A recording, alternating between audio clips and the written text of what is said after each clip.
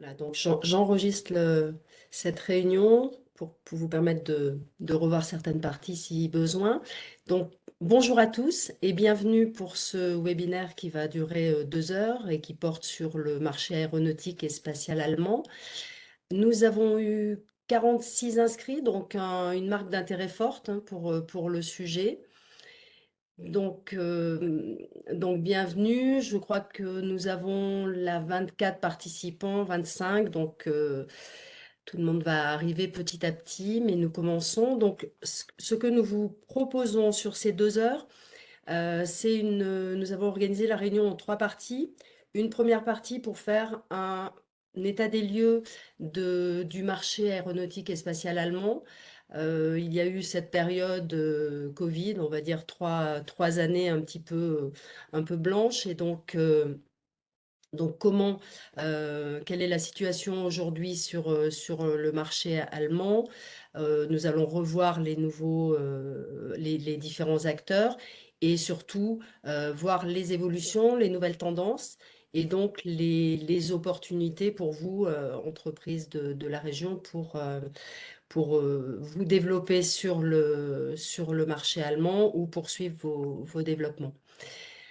Donc ça, ce sera là une première partie assez générale, et ensuite nous ferons un focus sur la région de Brême, euh, donc pour détailler un peu l'écosystème aéronautique et spatial local, avec d'une part l'intervention de Aviaspace, qui est le cluster de l'État de Brême, et l'intervention également d'un représentant d'Airbus qui présentera le centre technique Ecomat. Euh, donc deux éléments intéressants pour comprendre les activités dans cette région. Et enfin, nous terminerons par l'événement auquel nous allons participer, alors en tant que cluster et pour les entreprises, pour certaines d'entre elles qui seront également présentes, à AITS Bremen, qui est un nouvel événement, donc aéronautique et spatial, très orienté sur les nouvelles technologies et qui se tiendra à Brême du 28 février au 2 mars.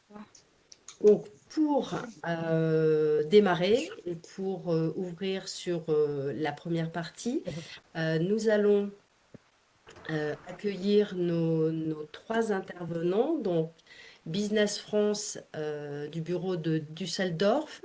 Euh, je souhaite la bienvenue donc à Félix Gardencueva et à Raissa Pabrik. Donc, Félix est en charge du secteur aéronautique, spatial et automobile sur le marché allemand, et Raïssa est sur la partie industrie et sécurité, des marchés très complémentaires. Alors, à eux deux, ils vont nous présenter. Alors, je vais demander à tout le monde de couper les micros pour éviter les perturbations sonores. Merci beaucoup.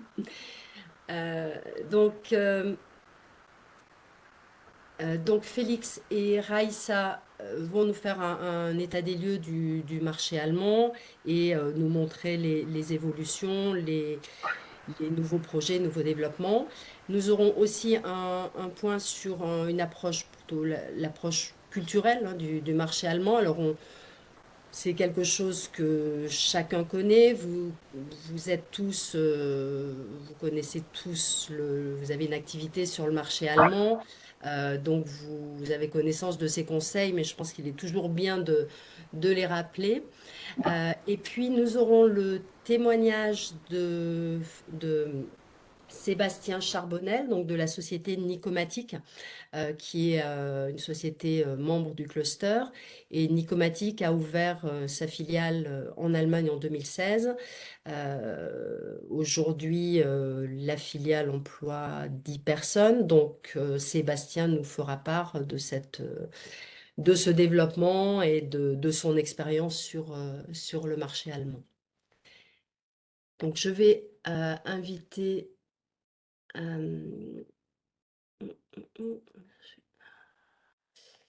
euh, je vais inviter Félix euh, à prendre la parole.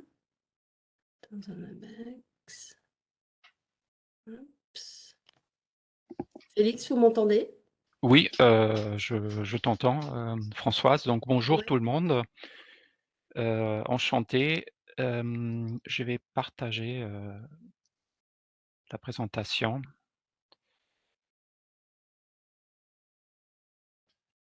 Voilà, hop. Est-ce que vous la voyez? C'est en train de Elle arrive, c'est parfait. On parfait, la très voit. bien. Donc, Merci. voilà, merci Françoise pour l'invitation et la gentille introduction.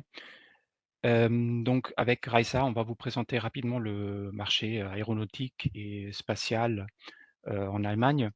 Et on avait, donc prévu de faire ça avec, donc en plusieurs étapes. D'abord une introduction un peu plus, générale, rapidement, la situation économique, de l'Allemagne, pour ensuite voir, directement les principaux acteurs, car évidemment, l'activité, dépend, en grande mesure des grands, mastodontes, si vous voulez, aéronautiques, spatiaux, qu'on va voir pour en parler de quelques projets, que ce soit civils, heu, militaires, mais aussi spatiaux auxquels, l'Allemagne participe. Les défis, les opportunités, même si c'est évidemment un peu, compliqué de dire ça pour tout le monde parce qu'évidemment vous avez en tant que société des profils, différents. Mais, voilà, on pourra en échanger, par rapport à ça aussi et donc finalement les aspects, interculturels. Voilà. Donc, rapidement la situation actuelle, là vous voyez encore notre slide, un peu, type, fiche, fiche, pays de l'Allemagne.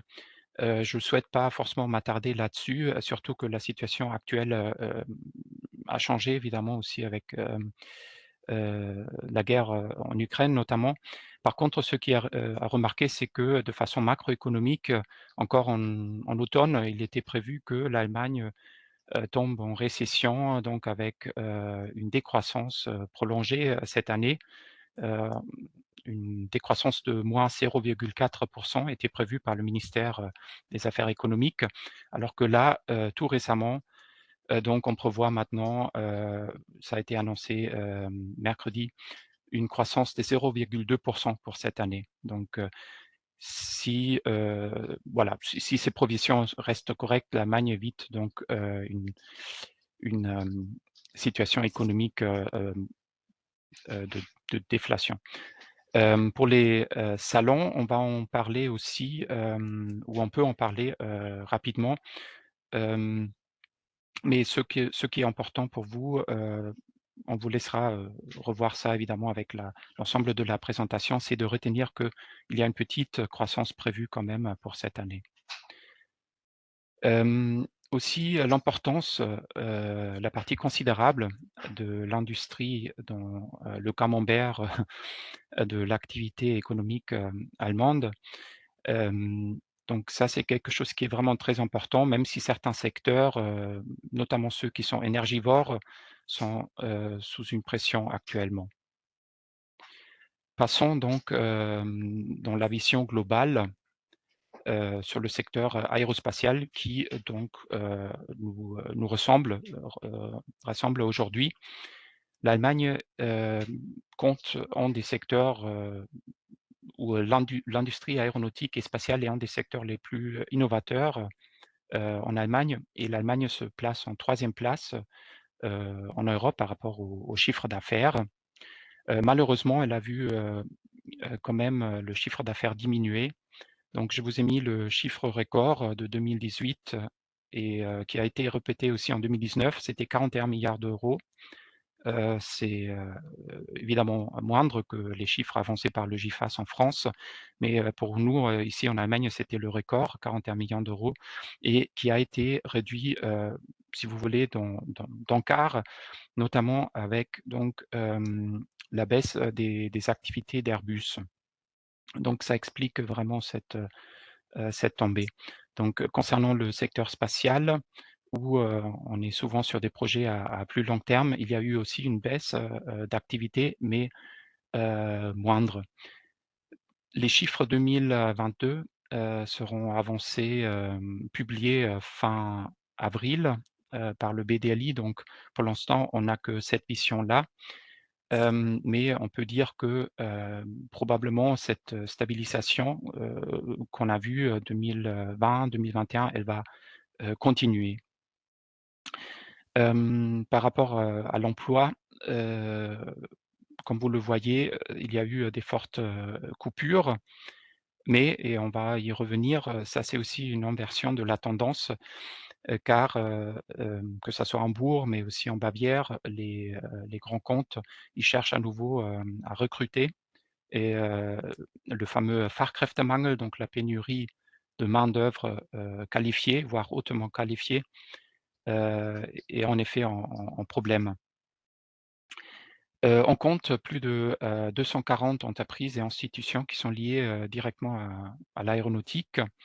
Donc là, ce chiffre, c'est notamment les membres de la fédération BDLI. Mais avant la crise, on pouvait dire qu'il y avait environ 2000 entreprises qui interviennent sur l'ensemble de la chaîne de valeur. Donc parfois, c'est vraiment des fournisseurs de matières premières, par exemple, allant vraiment du grand fournisseur de rang 1 jusqu'au petit. Les dépenses sont restées relativement stables et surtout élevées. Et comme vous le voyez, donc les 3/4 du chiffre d'affaires donc sont tirés par l'export. Donc là, on peut mettre en avant notamment les programmes des monocouloirs, la famille A320, mais aussi les hélicoptères, par exemple, la fabrication des hélicoptères à Donauwörth en Bavière. Concernant peut-être le camembert, une dernière remarque, donc le camembert à droite, vous voyez que la partie militaire est d'environ 22 ça tourne toujours entre 20-22. C'est donc un peu moindre qu'en France. Après, c'est toujours un peu difficile de comparer évidemment les chiffres des différentes fédérations, mais les derniers chiffres que j'avais encore en tête, c'était 27 je pense pour 2019 et 31 pour le secteur militaire qui avait été avancé par le GIFAS. Donc on peut vraiment dire que l'Allemagne, c'est plutôt le secteur civil qui domine. Voilà, ceci s'explique aussi donc par le nombre important de grands comptes qui sont présents sur le territoire allemand, à commencer par évidemment le groupe Airbus avec toutes ses filiales, donc la fabrication d'avions commerciaux, les hélicoptères, les motoristes. Donc on a la chance d'avoir Rolls-Royce au sud de Berlin, mais aussi le fleuron allemand M2 Aero Engines, en nombre important d'équipementiers, la maintenance, donc que ça soit dans les moteurs, mais aussi dans des secteurs plus vastes avec Lufthansa Technik, aménagement VIP aussi avec Lufthansa Technik, et le secteur spatial sur lequel je vais revenir. Et donc en écosystème vraiment riche de fournisseurs innovants. Ça peut être par exemple un champion des capteurs et des radars comme Hensoldt, donc qui était capable de détecter le F-35 avec ses outils, ou les missiliers Diehl, la filiale allemande de MBDA, le fournisseur de rang 1, PFW. Donc ça c'est des tuyaux, des systèmes de recevoir, donc qui intervient comme fournisseur de rang 1 chez Airbus, ou l'impression 3D avec EOS par exemple. Ensuite, nouveau développement si vous voulez, tout ce qui est vertical take-off and landing, donc si vous voulez les taxis, j'aime pas trop cette désignation, taxi volant. Donc à savoir les 2 grands projets Volocopter et Lilium. Donc Volocopter qui prévoit de voler lors des Jeux olympiques de l'année prochaine à Paris, mais aussi des initiatives du New Space comme donc ESA Aerospace ou Rocket Factory Augsbourg, ou encore Deutsche Aircraft qui donc a prévu de raviver le programme du Dornier 328. Donc voyons encore le secteur spatial. Comme évoqué, il y a les 3 grands primes, les 3 grands mastodons, Airbus, Ariane Group et donc le fleuron allemand OHB à Brême. Et autour, vous avez un ensemble de sociétés qui gravitent, comme par exemple les spécialistes de la communication satellite TESAT ou Mynaric. Donc là, c'est communication par laser, Jena Optronic, ou encore des champions historiques comme Zeiss ou les évoquer donc Rocket Factory, ISAR ou High Impulse, qui est donc aussi en fabricant de micro-lanceurs. Évidemment, cette illustration n'est pas exhaustive, mais c'est en effet un secteur qui se développe ces dernières années et qui donc a aussi connu un intérêt politique. Passons à la structuration géographique. On peut désigner peut-être 3 centres, à mon avis. D'un côté, très important, l'axe Hambourg-Brême. Donc, je vous félicite, en tout cas pour ceux qui partiront à Brême, que vous y serez. Là, c'est le cœur de la fabrication d'avions civils, de l'aviation commerciale en Allemagne. Donc, c'est vraiment le plus de valeur ajoutée qui est créé avec la présence d'Airbus. Ensuite, Brême, qui est le deuxième site d'Airbus en Allemagne et le siège évidemment de OHB. Ensuite, la région, l'axe Munich-Augsbourg, où c'est plutôt le secteur militaire, moteur avec MTU et les hélicoptères évidemment. Sans oublier les aérostructures à Augsbourg avec donc la filiale d'Airbus Premium Aerotech. Berlin, finalement, il y a certaines pépites du New Space, petits nanosatellites qui ont été créés là-bas. Et c'est aussi un site de maintenance et de développement pour les moteurs. Donc, il y a Rolls-Royce, comme j'avais dit, au sud de Berlin, mais aussi le site de maintenance de MTU Aero Engines. Finalement, il y a d'autres poches d'activités, par exemple le long du lac de Constance, où il y a un cluster de défense un peu plus général. Il y a la fabrication de satellites là-bas, mais par exemple aussi les missiliers. Il y a la conversion d'avions à Dresde avec Elbe Flugzeugwerke ou encore l'avionique à Francfort. Comme vous voyez, l'activité est bien repartie sur l'ensemble du territoire allemand et ça se voit aussi un peu dans la richesse des clusters. Là, vous voyez que quasiment tous les Länder ont au moins un cluster, certains par exemple, même 2, par exemple le Baden-Württemberg avec le LRBW et le cluster Bodensee Area. Très important à mon avis, c'est évidemment les clusters du nord de l'Allemagne, donc Hanse Aerospace pour les PME de la région et Hamburg Aviation, donc qui regroupe les grands acteurs comme Airbus, comme Lufthansa Technik, comme l'aéroport de Hambourg, mais aussi Bavaria, où donc il y a une forte volonté aussi des Bavarois de développer leur activité, continuer à développer leur activité historiquement, donc plutôt tournée défense hélicoptère. Finalement, le BDLI, donc, que vous voyez en bas, qui est donc la fédération, l'équivalent du GIFAS basé à Berlin, évidemment. Peut-être une dernière remarque, n'hésitez pas à aller sur les sites de ces différents clusters que vous pouvez trouver rapidement sur Internet et souvent vous pouvez voir facilement les membres, parfois avec un descriptif, etc. Voilà. Une dernière remarque encore, même le land de Rhénanie du Nord-Westphalie, donc où on est basé ici à Düsseldorf, ils ont lancé maintenant un nouveau cluster, une initiative qui s'appelle NAV Aerospace. Donc là, ça sera aussi peut-être ajouté à l'avenir.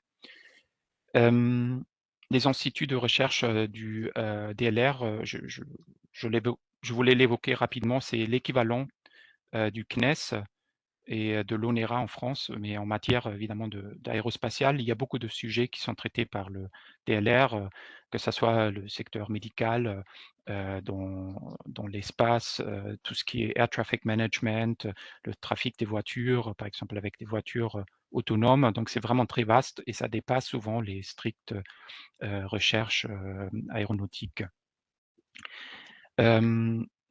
Pour en parler ensuite, maintenant des projets dans le secteur civil, militaire, spatiaux, c'est évidemment le Fonds européen de défense qui est important pour les activités de l'Allemagne. Donc actuellement,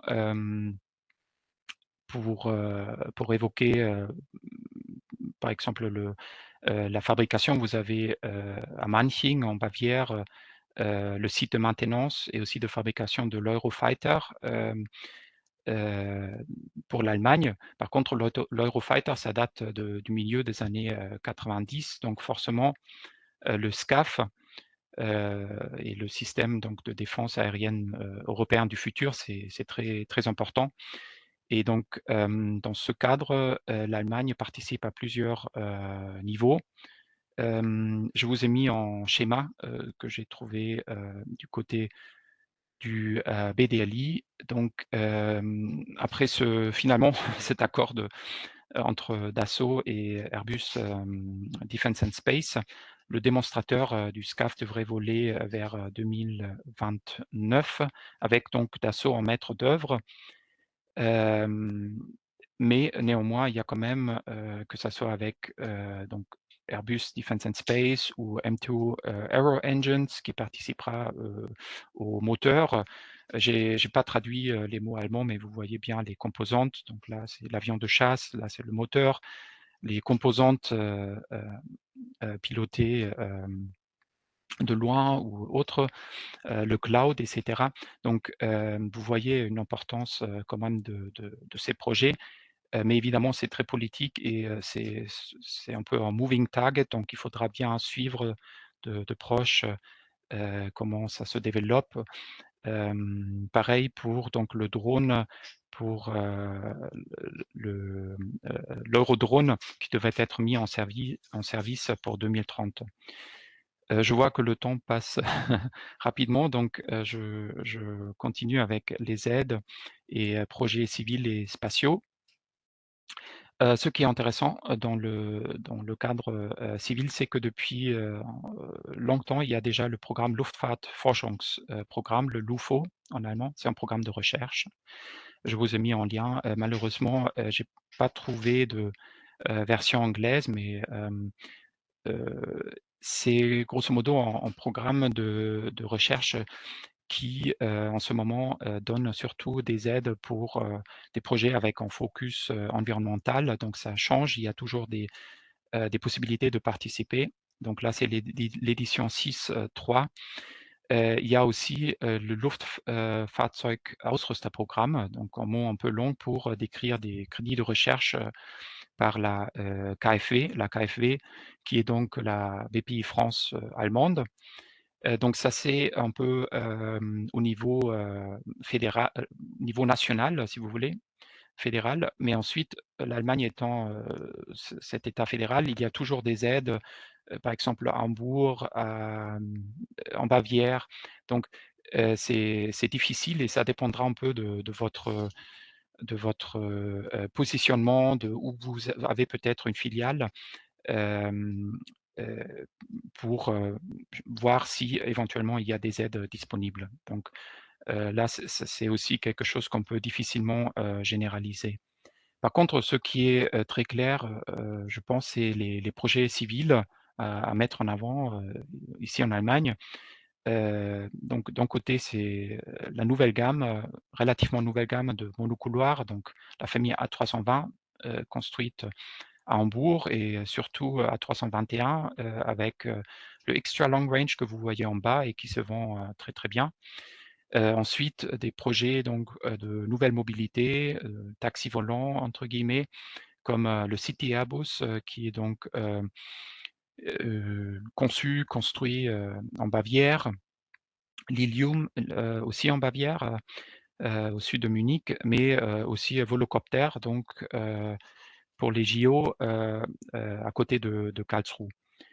Finalement, vous le voyez aussi, je l'avais évoqué, Deutsche Aircraft, donc qui a repoussé dernièrement le lancement de son petit avion régional, le D328, qu'il souhaite sortir dans une version plus écologique. Voilà. Côté spatial, évidemment, il faut mettre en avant la participation au programme européen. Donc là, c'est le retour géographique qui joue et donc qui est important pour l'Allemagne, pour les différents fournisseurs. Ensuite, ce que j'aimerais bien souligner, c'est justement le côté micro-lanceur, donc que ça soit ESA Aerospace, Rocket Factory Augsbourg ou aussi High Impulse et les nanosatellites, par exemple. Voilà, sans oublier, mais ça c'est déjà un peu moins récent, les grands qui sont sur place, Ariane Group ou donc OHB. Sur ce, passons aux opportunités. Donc vous l'aurez compris, il y a maintenant avec comme en France, avec le retournement de la situation, ouverture de marché de voyage, des besoins croissants, que ce soit en sous-traitance, maintenance, des principaux OEM. Et c'est surtout aussi l'augmentation des cadences d'Airbus qui représente désormais en challenge puisqu'il y a eu un grand nombre d'emplois qui avaient été donc coupés et maintenant c'est un peu l'inversion de la tendance. Donc là, il y a ce Fachkräftemangel. Je pense que Sébastien, que je vois ici, et on pourra aussi en dire quelque chose. Mais là, dernièrement, Hamburg Aviation avait dit que il y a environ 1000 personnes qui seront embauchées rien que par Airbus à Hambourg.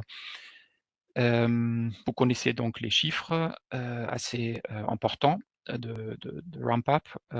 Ensuite, les secteurs clés, donc les monocouloirs, vous voyez la participation allemande, tout ce qui est en rouge, et ça ne concerne pas que les aérostructures, ça peut concerner aussi les moteurs avec donc MTU ou Rolls-Royce, ça peut concerner les trains d'atterrissage avec donc Liebherr Aerospace, l'avionique ou avec donc par exemple le groupe Diehl, l'aménagement intérieur, les hélicoptères, la maintenance, le spatial.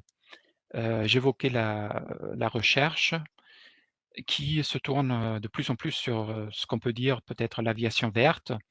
Donc là, c'est vraiment ce que le DLR parle souvent de Zero Emission Aviation. Donc là, trouver les différents moyens de réduire vraiment l'empreinte carbone. Et aussi en même temps être plus performant dans la fabrication. Donc j'ai mis automatisation, industrie 4.0, donc mais aussi optimisation de la chaîne logistique. On a vu des difficultés aussi récemment. Finalement aussi tout ce qui est numérisation, donc que ça soit pour les aéroports, dans le Air Traffic Management, mais aussi le fameux jumeau numérique, etc. Et donc ensuite les nouveaux concepts donc qui peuvent être peut-être en vecteur technologique. En tout cas, ça a été aussi présenté comme ça par le DLR, par exemple par rapport à l'électrification, l'autonomie ou peut-être aussi le design d'aéronefs. Voilà, j'étais très, très rapide, mais n'hésitez pas si après vous avez des questions. Je passe la parole à Raïssa. Oui, donc bonjour à tous, je suis Raïssa Pabrik, donc aussi au Bureau Business France à Düsseldorf. Et donc je vais vous parler des aspects interculturels en Allemagne. Donc on a mis cette image parce que voilà, on a cette image que les Allemands sont un peu froids et donc pas forcément très souriants de première abord. Mais en fait, ce qu'il faut comprendre, c'est que c'est plutôt une image de sérieux, un peu conservatrice de l'Allemagne. En effet, si on peut passer à la slide suivante, Félix, s'il te plaît. Les Allemands ont un sens de la réserve assez important et donc l'humour est à manier avec précaution dans les premières relations professionnelles. Il faut donc rester factuel, direct, concret et d'avoir une présentation assez claire. Et par rapport à l'Allemagne, donc vous l'avez vu, c'est une fédération, donc il faut tenir compte des différences régionales. Donc, par exemple, ça se ressent dans le langage. On peut dire donc Guten Tag partout en Allemagne, mais c'est vrai qu'on retrouvera par exemple Grüß Gott en Bavière et Moin au nord près de Hambourg. Et si on peut passer à la slide suivante. Euh, donc en fait, on a cette image caricaturale comme quoi les Allemands voilà, sont très froids, réservés, et de l'autre, les Français pas forcément très sérieux ou pris au sérieux. Mais l'idée, c'est vraiment de dépasser cette image. Euh, donc si on peut continuer, j'essaye d'aller très vite, mais vous pourrez regarder par la suite euh, tranquillement les recommandations. Donc en fait, l'idée, c'est vraiment d'être, pour gagner la confiance des Allemands et donc par rapport, enfin, d'être pris au sérieux, c'est d'être fiable, donc d'être réactif, disponible, d'être ponctuel. Voilà, les Allemands sont très ponctuels afin d'instaurer la confiance auprès des Allemands. Euh, et ensuite, si on peut passer à la slide suivante, s'il te plaît. Par rapport à la communication, donc rapidement sur la langue allemande, ben, on a évoqué que c'était un atout. Certes, on a une image comme quoi en Allemagne, tout le monde parle très bien anglais. Ce qui est vrai, mais et d'autant plus dans ce secteur, dans l'industrie, où voilà, c'est un secteur qui s'exporte très bien à l'international. Cela dit, c'est vrai que forcément, comme partout, c'est un vecteur de confiance de pouvoir parler allemand. Et puis sur des profils beaucoup plus techniques, un peu moins hautement qualifiés, l'allemand va être forcément un atout parce que l'anglais technique, il y a des personnes qui vont pas forcément être très à l'aise, donc c'est à avoir en tête. Euh, et ensuite, Félix, s'il te plaît, si tu peux passer. Donc, l'idée, c'est de se présenter de manière claire, d'avoir donc un site internet clair, soigné et à minima en anglais, idéalement en allemand. Et des documents de la même manière éditoriaux, donc avec une brochure synthétique, des fiches techniques qui sont très avares de fiches techniques avec vos références significatives, normes et certifications. Et puis, si on peut passer à la slide suivante, l'idée en fait, c'est vraiment d'anticiper votre rendez-vous, c'est-à-dire que dès la première réunion professionnelle, d'avoir aussi donc ces brochures mais aussi une étude de cas et des exemples de projets que vous avez déjà réalisés en France ou à l'étranger pour déjà anticiper et pour permettre aux Allemands de se projeter en fait avec vous parce que en fait les Allemands ils ont déjà pas mal d'offres en local. Si on peut passer à la slide suivante, s'il te plaît. En effet, c'est un marché où en fait, comme vous le savez aussi sur ce secteur, mais dans l'industrie en général, qui est très structuré, qui est mature. Il y a donc déjà des concurrents étrangers et locaux, et forcément, ils favorisent donc de premier abord les locaux. Mais du coup, c'est pour ça qu'il faut venir avec donc une présentation structurée de qualité, des innovations. Et il y a un dicton allemand qui résume bien ça. Donc, pour faire bonne impression, il n'y a pas de deuxième chance. pour den ersten Eindruck, es gibt keine zweite Chance. Donc, l'idée, c'est vraiment d'être réactif dès que, voilà, il vous pose une question ou sur un produit, de répondre, d'être transparent si vous ne pouvez pas réaliser en temps ou en heure, si vous n'êtes pas dans les délais, ne pas hésiter à être direct et à leur dire et de se rendre disponible pour toute question. Et puis, il y a différentes stratégies d'approche directe, le VIE qui est mis en place notamment par Business France, les agents, les distributeurs, ou les partenaires intégrateurs ou constructeurs. Et puis, après, on a d'autres recommandations. Donc, vous pouvez accéder aux informations marché sur différents secteurs. Donc, on vous a laissé le lien sur différents pays. Et donc là, c'est proprement à l'Allemagne. Et il y a différentes aides à l'entrée, donc des accompagnements que nous, on réalise par secteur. Différents salons, puisque les Allemands sont beaucoup plus accessibles sur des salons, puis ça vous permet de faire de la veille concurrentielle technologique, d'avoir des premiers contacts, donc de vous faire un réseau et de le maintenir sur ces différents salons non exhaustifs mais principaux avec les différentes dates et liens. Et puis, il y a un écosystème assez complet avec les chambres de commerce et les conseillers les conseillers extérieurs, les filiales et différentes entreprises de consulting et nos partenaires. Merci Raissa, merci Merci. Félix pour cette présentation très riche, très complète et concise. Merci pour l'exercice. Je vais tout de suite passer la parole pour finalement rebondir sur vos présentations. Passer la parole à Sébastien Charbonnel de la société Nicomatic. Oui, bonjour à tous, est-ce que vous m'entendez bien? Alors, tu peux peut-être mettre le micro un petit peu plus fort. Alors, ok, tac. Est-ce que c'est mieux maintenant? Ouais, là je pense que ça va. Ok, super. Alors, je suis désolé, j'ai coupé la caméra parce que je suis sur un réseau domestique et j'ai des petits D'accord, messages qui viennent d'apparaître sur une lenteur du réseau, donc j'espère que ça va marcher. d'accord. En tout cas, Est-ce que si vous m'entendez est-ce que bien. tu veux que je partage ta présentation ou tu la partages de ton côté? Bon, bah, je peux essayer, je vais D'accord. essayer. Hop, on va voir tout de suite si vous voyez. Donc là, il est 11h38. On essaye peut-être jusqu'à 11h50 pour ta présentation, Sébastien.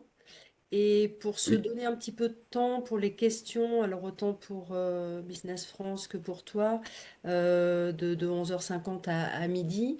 Euh, N'hésitez pas à poser vos questions dans le chat. Après, vous pourrez aussi le faire en direct, mais c'est aussi un bon moyen pour ne pas oublier les questions qui peuvent être levées par la présentation, les présentations qui sont faites. Ah, je vais essayer de tenir le délai. N'hésitez pas à tenir la montre comme ça. Il n'y a D'accord, pas de merci souci. Sébastien.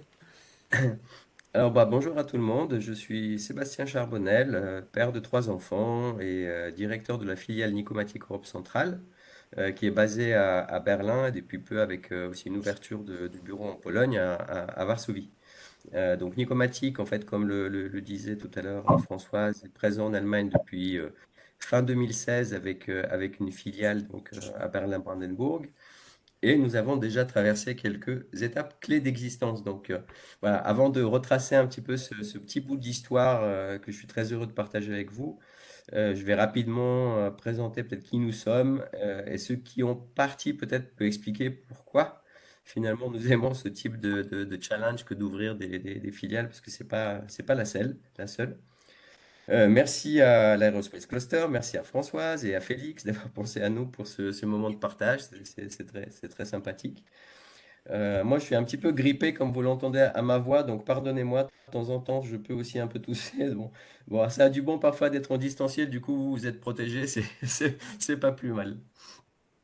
Donc, si vous voyez bien l'écran, euh, donc qui est d'abord et avant tout Nicomatic? Bah, c'est un designer et un fabricant de solutions d'interconnexion innovantes, surtout pour pour le moment dit sévère. Donc, dans le monde, on va dire, de la connectique, on le connaît surtout pour la compacité, la modularité, miniaturisation de nos produits, mais aussi un certain de... En fait, je regardais dernièrement que jusqu'à 30% de nos solutions vendues sont faites en fait sur mesure et répondent à un cahier des charges spécifique. Donc ça prouve qu'il y a une notion quand même d'innovation, mais aussi nous avons des standards hein, de type EN ou 1000 qui sont utilisés au quotidien chez nous.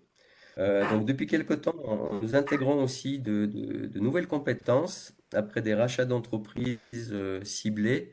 Si vous connaissez peut-être Citronic à Aubagne, donc c'est un fabricant de modules, de systèmes embarqués pour l'aéro, donc qui suit la DO 254. Donc bah, c'est un de nos clients et on l'a racheté l'année dernière. Donc ça peut aussi marquer un nouveau tournant car bah, on évolue un petit peu vers des systèmes et des sous-ensembles d'électronique complets et c'est plus seulement de connecteurs simples ou de connecteurs seuls ou de systèmes de câblage qu'on parle, mais vraiment voilà, d'une montée en puissance un petit peu sur les compétences ailleurs. Bien sûr, ça prend du temps. Ça prend du temps. Donc les connecteurs, c'est un petit peu partout. On les trouve, voilà, c'est aussi bien pour nous et pour notre activité. Toutefois, bon, nous, nos clients principaux, donc c'est à peu près 3500 dans le monde, se situent essentiellement dans le 1000 aéro, mais aussi dans quelques autres marchés, voilà, comme là, comme c'est indiqué, le médical. Si je regarde en fait par rapport à l'Allemagne, et ce qu'a montré Félix, nous, on se situe en fait beaucoup plus dans la partie des 28%, donc des 20 plus 8%, c'est-à-dire sur la défense et dans le spatial, bien que voilà, dans l'aéro, on commence aussi à avoir de très bonnes relations. Donc voilà, les choses évoluent, mais on est plus sur les hélicoptères, dans les rapports qu'on a en Allemagne en tout cas, hein, parce qu'en France, c'est autre chose. Donc, Nicomatic, c'est plutôt une société intégrée qui il n'y a pas longtemps fabriqué quasiment tout soi-même en dehors du plating, donc la dorure de nos contacts sur les connecteurs qui se faisaient à l'extérieur. On faisait absolument tout. Aujourd'hui, on apprend aussi à confier un certain nombre de nos réalisations à des partenaires, des sous-traitants de confiance pour avoir petit à petit peut-être un autre équilibre. Voilà, dans l'idéal, peut-être 70-30, on va voir, mais en tout cas, voilà, on est capable depuis le concept jusqu'à la fourniture des pièces avec une notion donc d'amélioration continue, de pouvoir livrer un certain nombre de pièces. On vend des millions de pièces, de pièces aujourd'hui. Alors, quand on regarde cette carte, cette présence dans le monde, on voit aussi que c'est peut-être déjà un peu inscrit, c'est même ancré dans nos gènes que d'aller à l'export, que de partir. Donc aujourd'hui, Nicomatic, c'est 16 sites et nous travaillons avec une soixantaine de pays.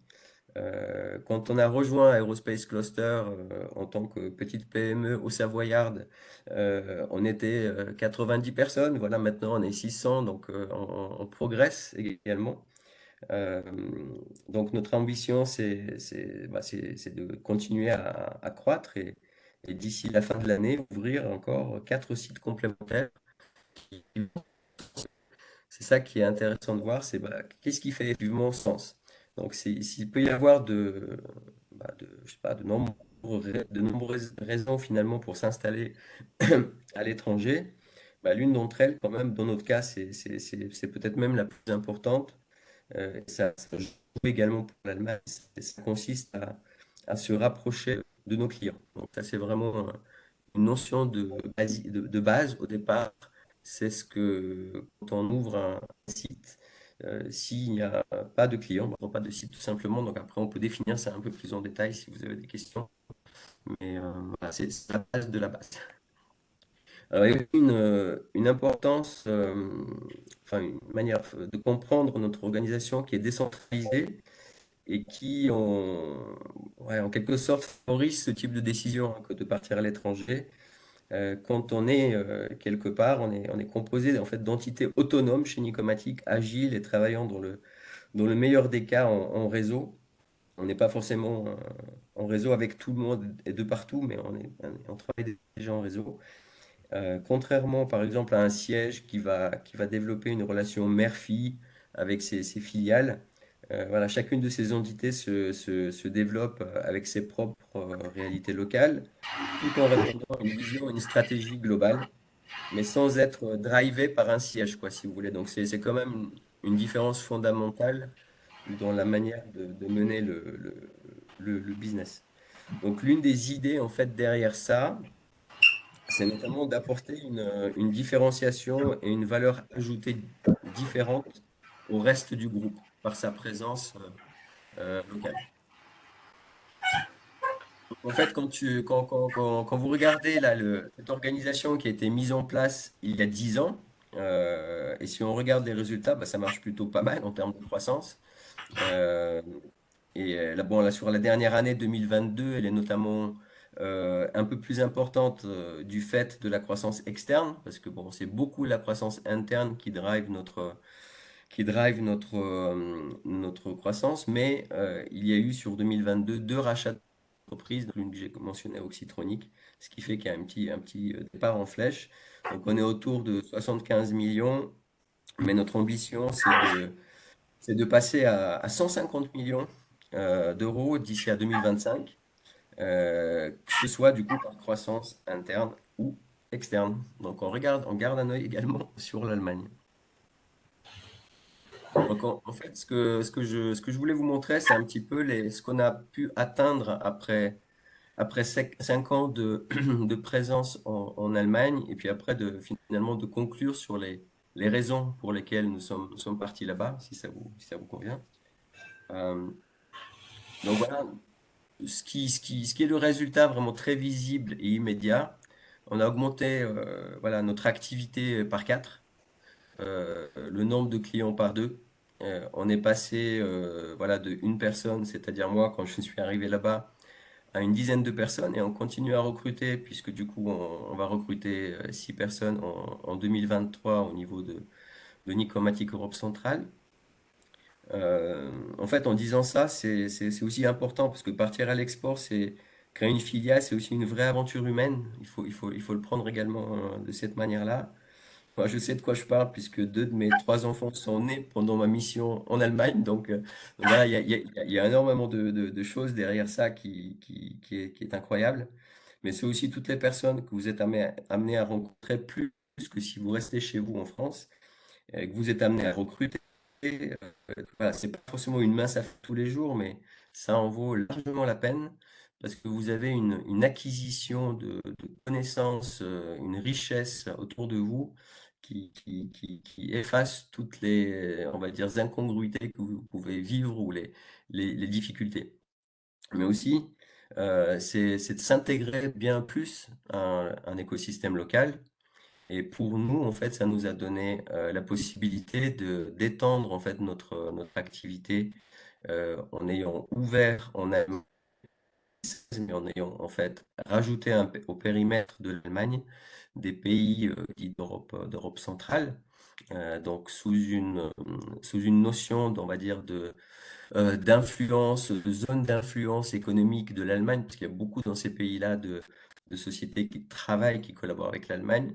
Il y a une notion géopolitique, il y a une notion culturelle. Donc voilà, comme aussi vous mentionnez au niveau Aerospace Cluster, c'est des points importants de savoir comment on travaille avec les Allemands, mais aussi comment ils sont structurés et avec qui ils travaillent. Et pour ça, juste une petite parenthèse, depuis la chute du rideau de fer, bon, il s'est passé tellement de choses et le contexte est tellement atypique aujourd'hui.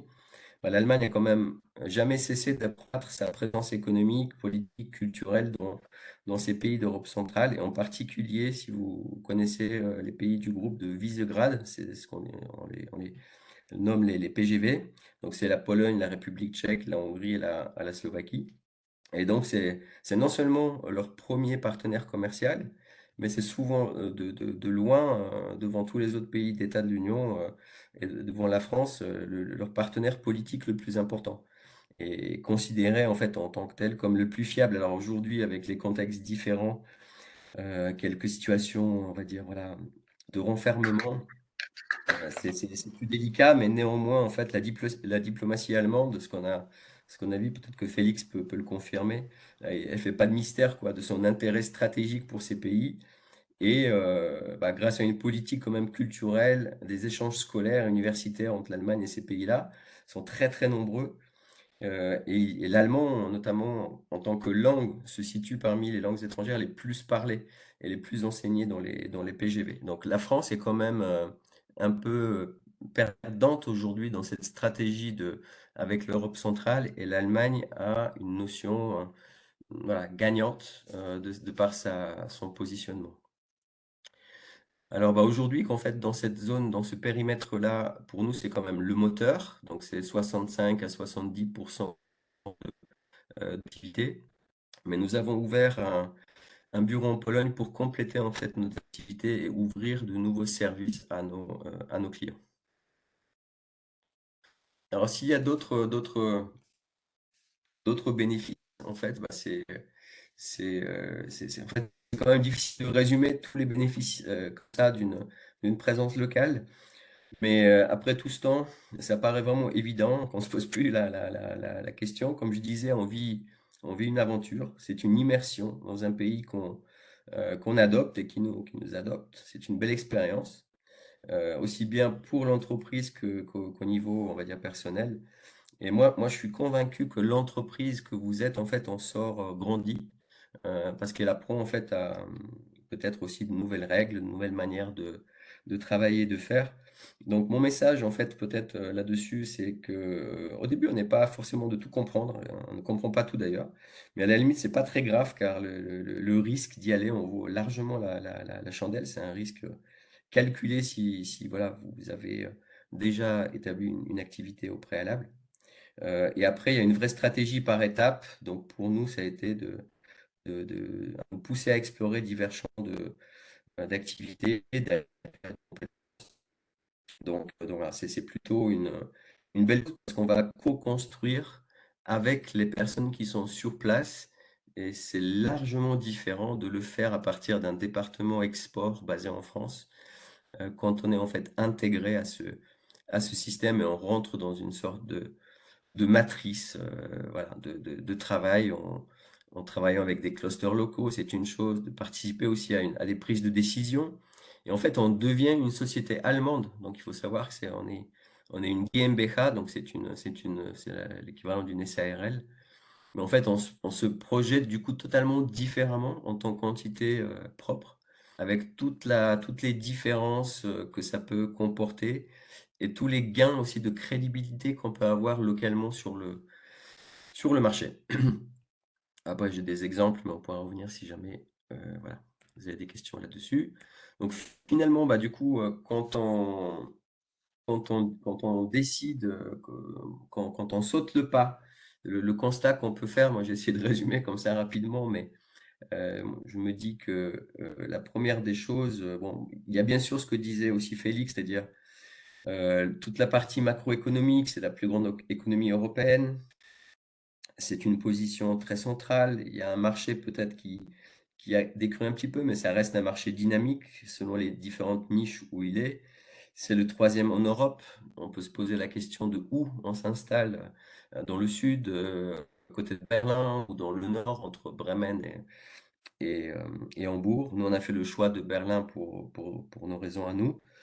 Mais sauter le pas, c'est finalement une évidence parce que si, par exemple, vous avez déjà un premier pied en Allemagne, alors soit par des ventes en direct, vous avez déjà un premier niveau de client ou par un distributeur, c'est de pouvoir peut-être analyser tout ça et puis de se dire, tiens, qu'est-ce qu'on peut faire? Dans notre cas, on avait des distributeurs et puis on trouvait que c'était un peu flat en termes de croissance. Et voilà, puis on s'est dit, on va essayer de faire autrement. On va prendre le risque et on va y aller. Et on va essayer de voir si un distributeur, on peut faire mieux que lui. Euh, Si dans le DNA, finalement, c'est comme pour nous, il y a déjà de l'export et beaucoup d'export, c'est peut-être plus simple. Peut-être si vous avez quelqu'un qui parle l'allemand chez vous, ça aide, c'est indéniable. Après, voilà, il y a d'autres moyens, il y a d'autres moyens aussi. Et puis, bah, ouais, il faut accepter le risque, quoi, en fait, et sans doute procéder par étapes, parce qu'on n'est pas obligé tout de suite de faire des investissements très lourds. C'est bien, évidemment, de s'entourer peut-être de bonnes personnes, de bien y réfléchir comme partout, mais voilà, c'est des risques mesurés. En procédant par étapes, vous pouvez minimiser tous ces risques-là que vous pouvez considérer. Et puis, bah, si on y est, bah, on y est pour du long terme. On a une vision, on développe une stratégie. Donc, il y a des notions d'entrevoir ouais, les différentes possibilités de développement et de se projeter avec une stratégie. Et là, il y a besoin quand même à la base aussi d'un soutien, hein, un soutien des propriétaires de l'entreprise, du CEO, d'un board, etc. Donc faut y aller, quoi. Je je peux que le recommander fortement. Et le dernier slide, si je suis pas trop long, il y a encore la place pour un dernier ou pas? Oui, oui, bien sûr. Ok, ça marche. Bah, une fois qu'on est sur place, nous on a bien aimé en fait procéder un peu par ces différentes étapes parce qu'on construit finalement une maturité locale dans le temps. Et donc, dans ce temps-là, peut-être les 2 premières années, on va se concentrer, essentiellement sur l'aspect sales. Donc on valide en fait, le principe que si on y est allé, bah, c'est aussi pour du business development. Donc, si on arrive et au bout de 2 ans à prouver que c'est un système qui marche, bon, c'est beaucoup plus facile de passer à une deuxième étape parce que les limites d'être tout seul ou d'avoir uniquement un ou deux commerciaux sur place, c'est que oui, ça peut fonctionner comme ça, c'est très confortable, mais on se projette pas plus loin. Donc peut-être que ce modèle-là, il peut être plus ambitieux. Donc, c'est de pouvoir co-construire quelque chose de différent, de pouvoir trouver les bonnes personnes et les recruter, et puis de construire, voilà, petit à petit, en fait, étape par étape, avec des investissements plus ou moins différents en fonction de ces étapes-là et de sa propre croissance, voilà, des stratégies d'expansion, pourquoi pas de R&D, de Made in Germany, voilà, c'est toutes des choses et des questions qu'on se pose. On n'a pas, c'est pas toujours facile, on n'a pas toujours des réponses, mais voilà, faut y aller. Donc ça, c'est juste un peu notre méthode à nous, notre expérience à nous, que je voulais, voilà, que je voulais partager avec vous. Et je pense que c'était le dernier slide. Alors, merci beaucoup, Sébastien.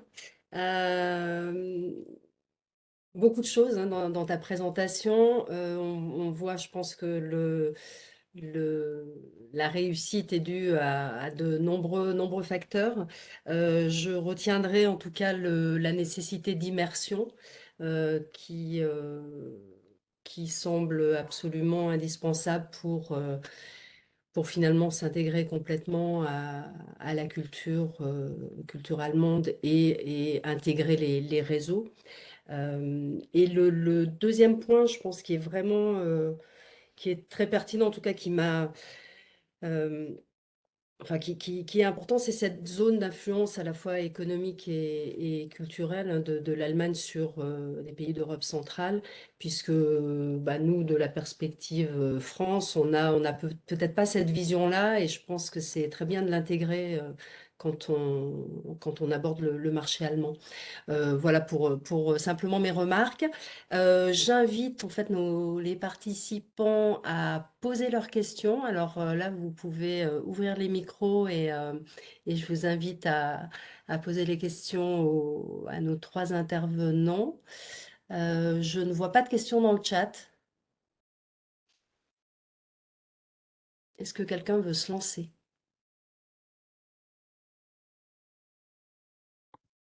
Bon, alors, je vais ouvrir avec une question peut-être à Félix.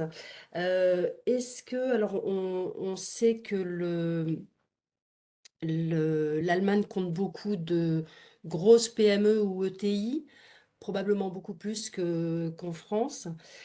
Sur donc le marché aéronautique, aéronautique français, il y a eu un phénomène de consolidation. ces dernières années et qui s'est amplifié avec la période Covid. Est-ce que c'est un phénomène qui a été également observé sur le marché allemand ou est-ce que les entreprises étant déjà de taille assez significative, ce phénomène-là n'a pas été observé? Alors, je dirais que c'est en effet aussi un challenge qui se pose pour les PME, notamment allemandes, car elles ont très clairement souffert d'un manque de liquidité lors de la crise.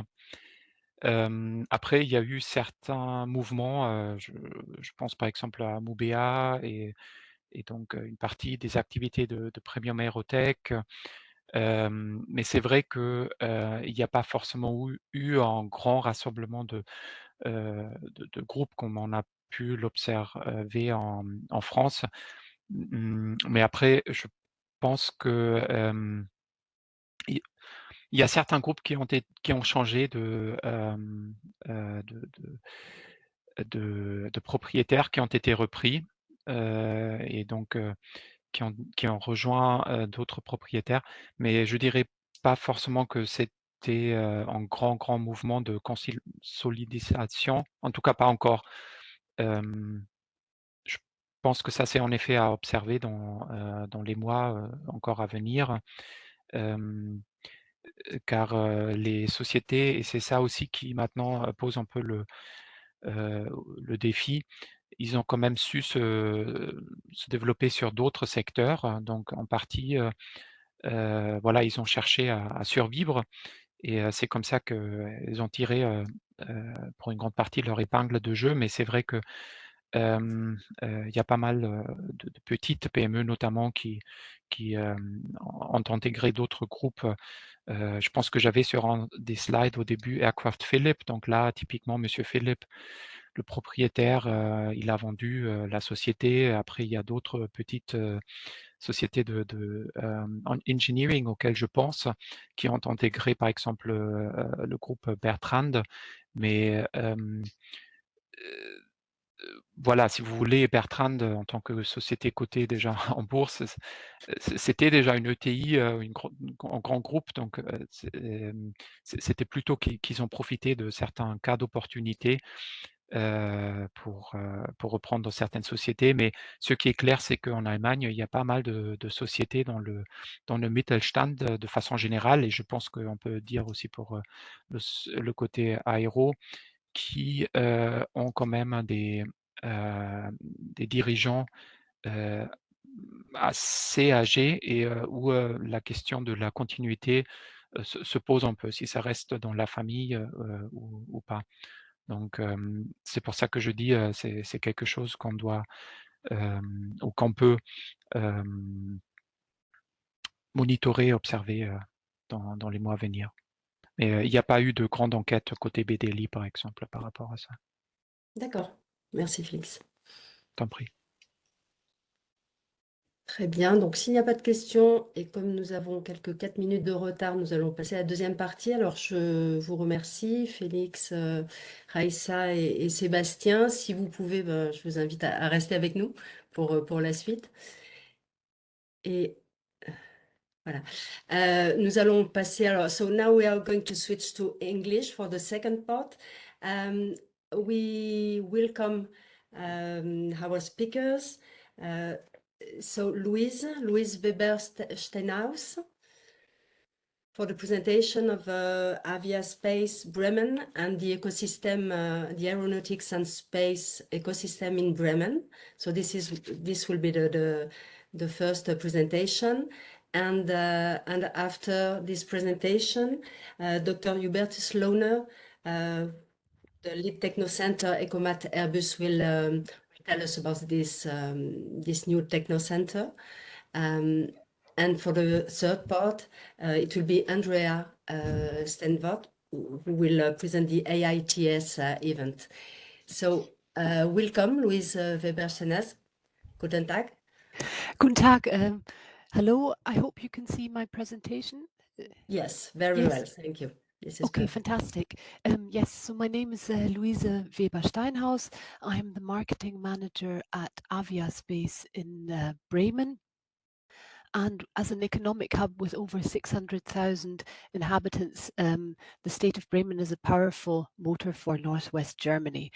And there are excellent aeronautic and space degree programs and also industry, and offering lots of possibilities to do business in the state of Bremen. So I'll just quite quickly do next slide, 1 second.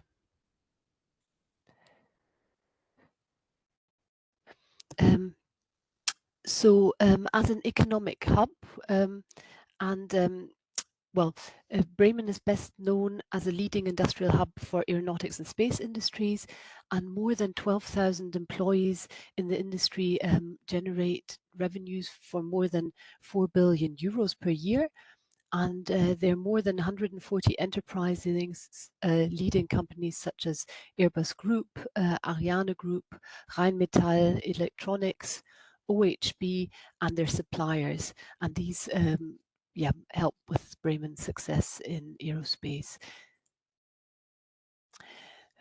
Furthermore, if we look at the industry, with satellites and carrier rockets or launchers for space having been developed and made in Bremen for more than 50 years, Bremen plays a leading role in shaping the national and European space programs. For example, Airbus in Bremen built the Columbus Science Laboratory and the ATV for the International Space Station, ISS, and the European Service Module, ESM, for NASA's Artemis lunar rocket was also integrated in Bremen. Further examples include Ariane rockets, which where the upper stage is also integrated at Ariane Group at their site in Bremen, and OHB with the Space Systems division was fundamental and the prime contractor for the satellite navigation system Galileo. So in aeronautics, there are about 9,000 employees who work in Bremen and 120 enterprises, the biggest company being, and well-established company being Airbus. Airbus in Bremen is the second largest Airbus plant in Germany, and the site manufactures high-lift systems common to all Airbus programs, and the entire process chain from design to manufacture and integration through testing is based here in Bremen. In this graph, you can also see, of course, other aeronautics companies and suppliers, such as Premium Aerotech, which are located here, IES, which works on lighting system for aircraft cabins, for example. Also Testia and BKW. So there are lots of aeronautics companies. Moving on to science and research and development, there are about 1,000 employees working in this field in Bremen, and 12 institutes. Bremen is home to cutting-edge research and academia, and also to in universities, which prepare graduates to enter the aeronautics and space industry, and to help retain talented people in the state of Bremen. So in terms of universities, there's the City University of Applied Sciences, the University of Bremen, the Jakobs University, and the Bremerhaven University of Applied Sciences. So they focus sort of on material sciences, manufacturing technologies, space systems engineering, research, and remote sensing or bionics and robotics.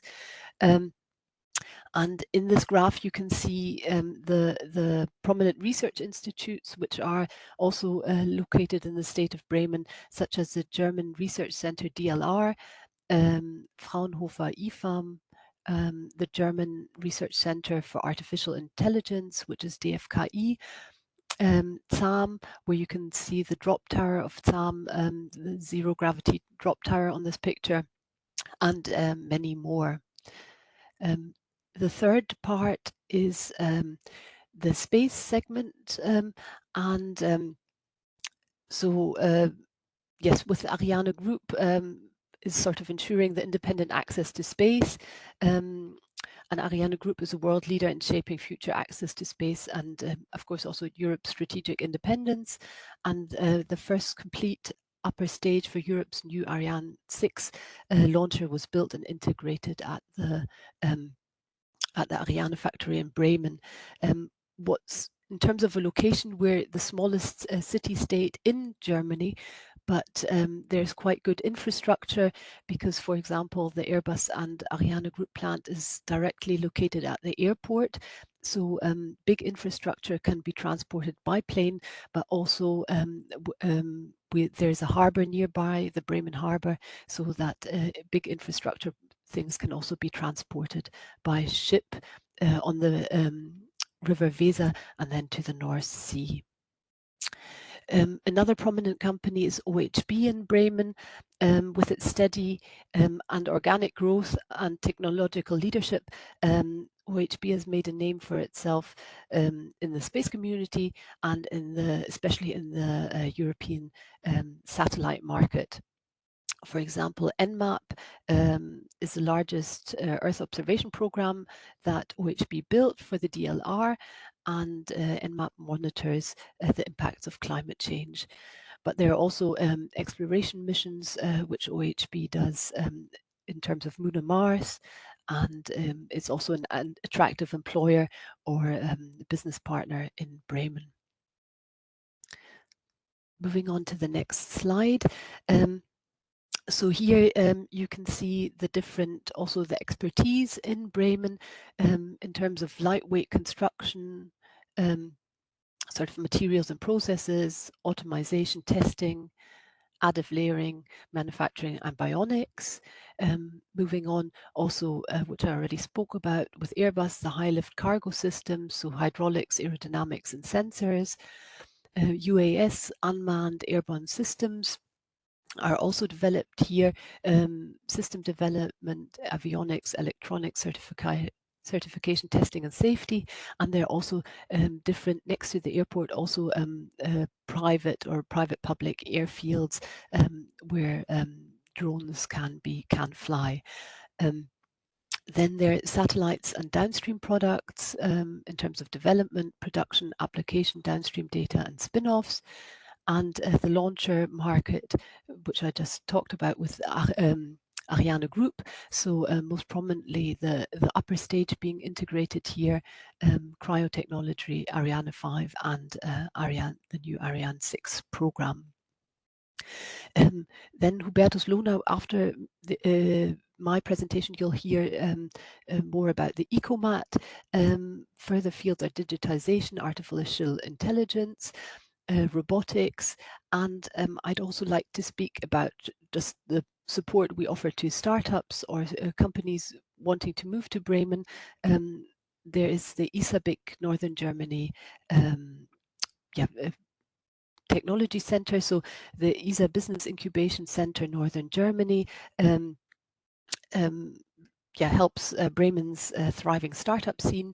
The space incubator ISABIC is set up to support startups from Bremen and also Schleswig-Holstein. So you don't have to be from Bremen, but if you have to sort of open up your company here, and that we support startups with zero equity funding, shared workspaces, and access to the space industry. So moving on to my next slide,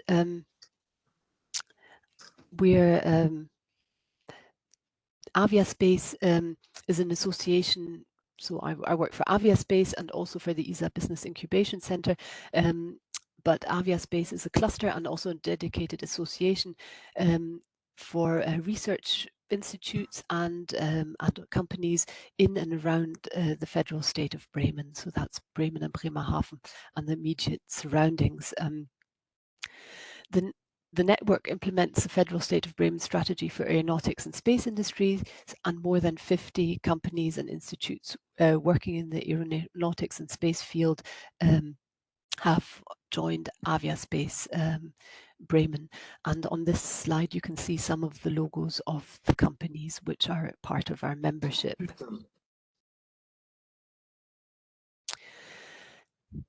I'll share the slides later on so you can see the companies more specifically, but here on this picture you can see Bremen and also our sister city. Together we are the state of Bremen, Bremerhaven, and the different aeronautics and space companies which are located in Bremen. I talked about startups, but Bremen also boasts many small and medium-sized companies, most of which achieve great things maybe away from the public eye. Companies such as IAS Aircraft Electronics, Hanseatic Aviation Solutions, which work with drones, DSE Aerospace, which is a supplier also for Airbus, and OHB, SAM Technik, which is a company closely located to the drop tower at SAM, and then also testing facilities such as BK Werkstofftechnik, Eichwod, or also carbon and materials manufacturers such as Ilsemann Carbon. These are just to name a few, but there are lots of different companies, and for example, DSE is a SME which provides high-speed electronics for airborne and space applications. So what can we as Aviaspace sort of do for you? On an international level, we facilitate trade fairs, the next trade fair being the AITS, which will be from the 28th of February to the 2nd of March in Bremen, and which is a great opportunity to connect with different companies in the city-state. Then we also work closely together with the economic ministry here and do economic missions to either or have delegations visit the state of Bremen. So we've had a Dutch delegation. There was also a French delegation during the Space Tech Expo coming to Bremen.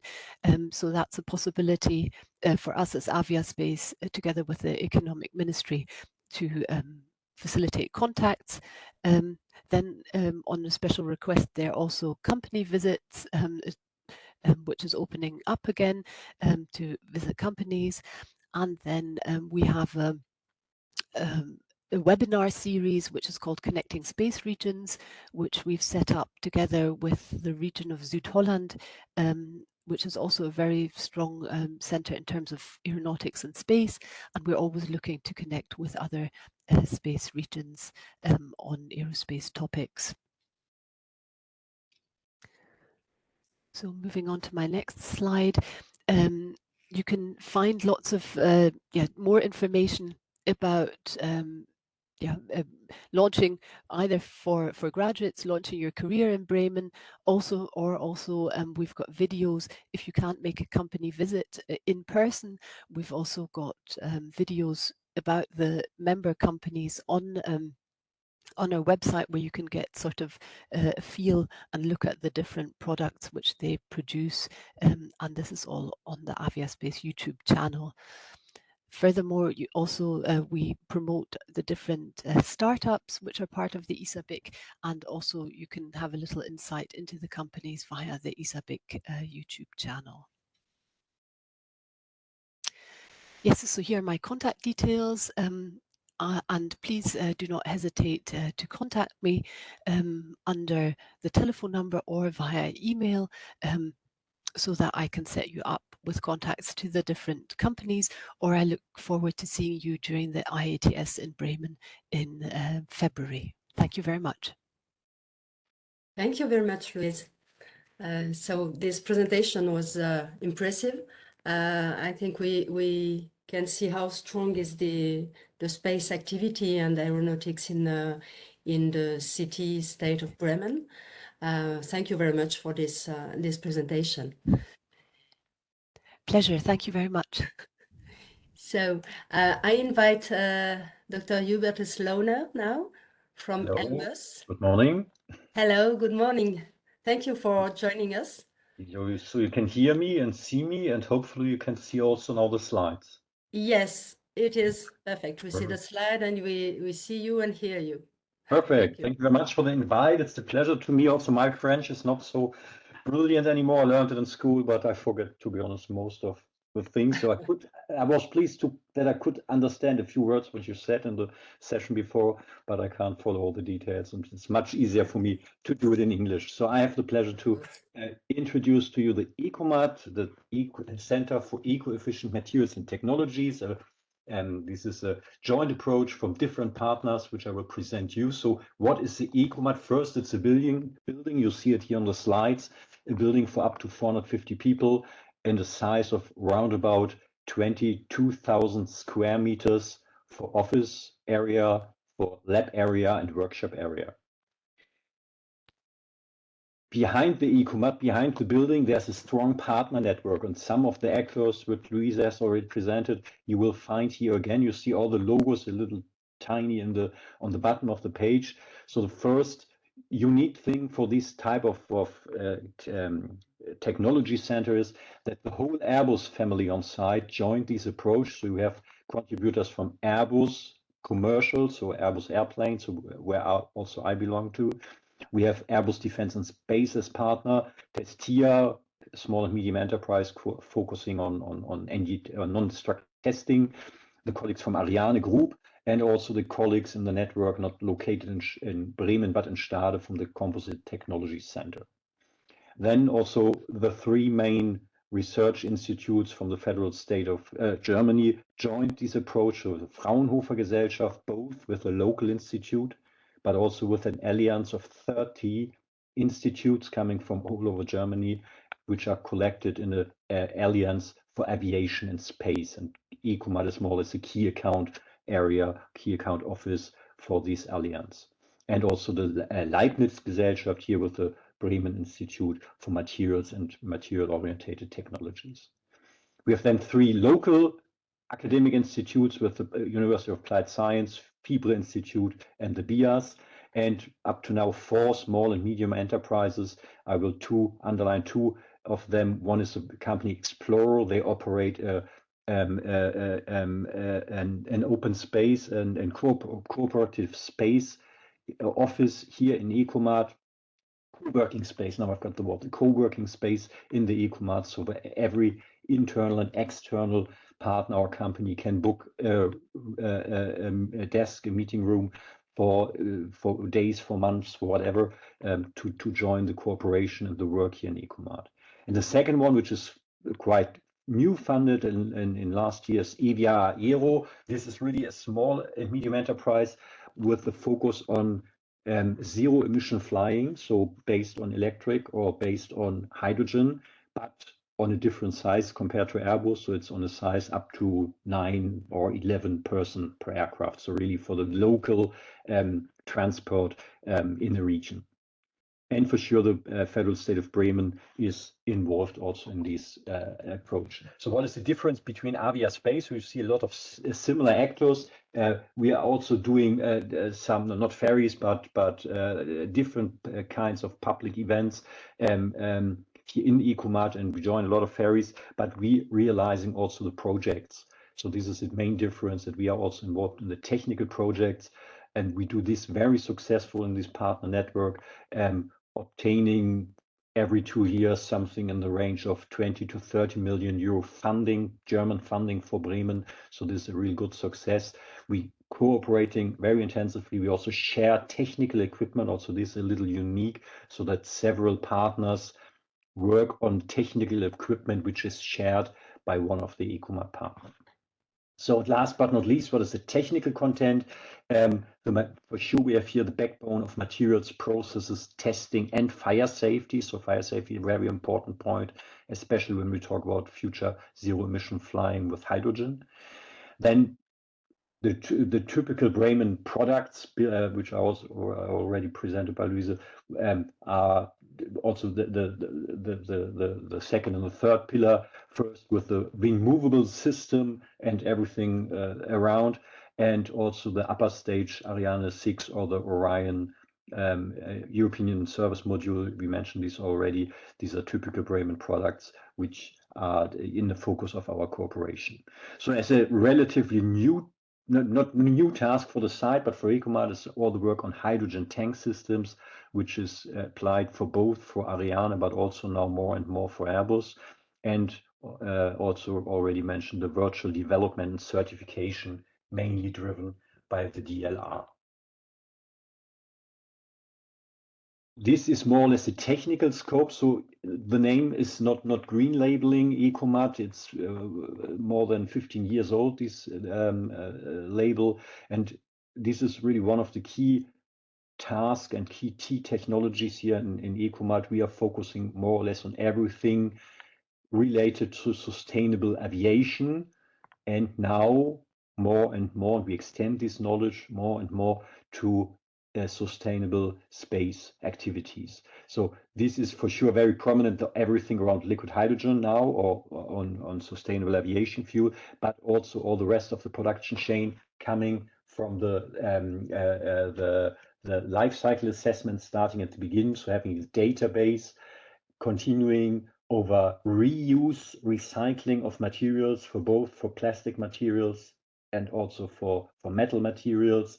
Then everything about lightweight construction. This is for sure also a backbone here in aeronautic and space systems, as lighter, you know, as better for the product. So the classical lightweight, including additive manufacturing, is part of our competences, and also the replacement of hazardous substances and materials, just as a keyword, the REACH legislation, the chromium replacement. So these are some key activities we are working for real decades already on it. We have a very good laboratory infrastructure in Ecomart, up to 80 laboratories in Ecomart. I highlighted here also the X-ray and computer tomograph cluster, because we are very good equipped here. Just an example, what we are as Ecomart doing already today is in the partner network, the quality insurance, so the quality testing of the welding beams of liquid hydrogen tanks for Ariane satellites, or for satellites, and the tank is provided by Ariane. So this is again something a bit unique. So we are not focusing only on the R&D or research and development aspect, but also on the implementation to industry, the support to customers, so as also to supply chain, and up to end of life. We have more or less a full scope considered as a full scope. So what I was also asked to go quickly through what we are doing as Airbus. So as you see, it's changed now my head from Ecomart to Airbus. We have already introduced the main actors on site with Airbus Operation for the aircrafts, Airbus Defence and Space, Ariane Group, Airbus Aerostructures, and Premium Aerotech. So we have both of them. You know, there was a reorganization within the Airbus company and the company Testia. Some typical products, and Luisa mentioned already some of them. One of the key activities in Bremen are obviously everything about the movables. So we have here the end-to-end supply, the end-to-end change really from the design, production, up to the repair of damaged high lift system and movable systems in service. We have, with just an example, the middle section, so the middle fuselage. I'm not sure whether you can see my mouse, but more or less everything behind the cockpit, behind the cockpit up to the end of the aircraft is produced and integrated in Bremen. We have for sure my personal favorite always the Artemis mission and the European Space Model, really for deep space missions, so behind the moon and up to the Mars. And last but not least, already the Ariane 5 integration. I think 5 is now finished. I'm not completely certain. I apologize for this, but let's say last rockets are built, and now the introduction of the new Ariane 6 rocket and the upper stage. So everything on top of the rocket is built and integrated in Bremen. Also touching, and they run very quickly through it. I will finish in a few minutes. What Airbus is doing in terms of zero emission fly, because this was the first question on me. So you know probably the guy Guillaume Faury, our CEO, he addresses already before Corona that Airbus want to bring a zero emission aircraft on the market by 2035, so mid of next decade. which seems to be far away, but due to the real technical challenge and also industrial challenge, even more relevant industrial challenge for us, this is really a big work to do. So, and this is not moved or fixed or whatever, not moved or shifted due to Corona. The focus is still to have a first product in 2035. Why we are focusing on this, I think this is still interesting.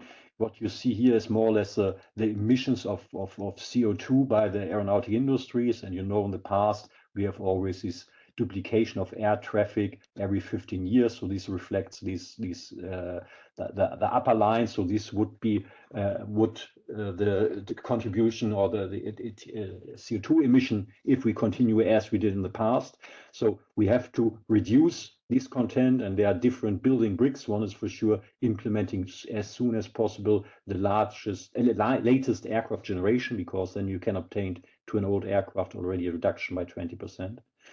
We have then aircraft operation and what we call here in green the sustainable aviation fuel. This will be also help to drop the emission significantly and will be for a long time the backbone of CO2 reduction.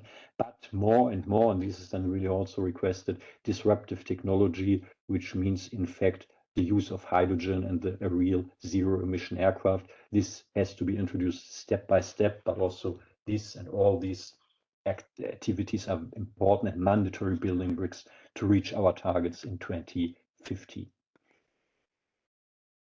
But you have seen such ideas. So this is a more or less old approach of the blended wing body.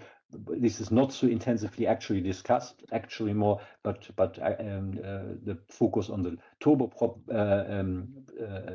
concept aircraft. So for shorter distances and smaller aircraft below 100 passengers, this is still in the loop, probably with a fuel cell propulsion system. And then the turbofan, which looks more or less like the today's aircrafts with a higher number of passengers, lower than 200, but with a longer distance and probably direct combustion of the hydrogen.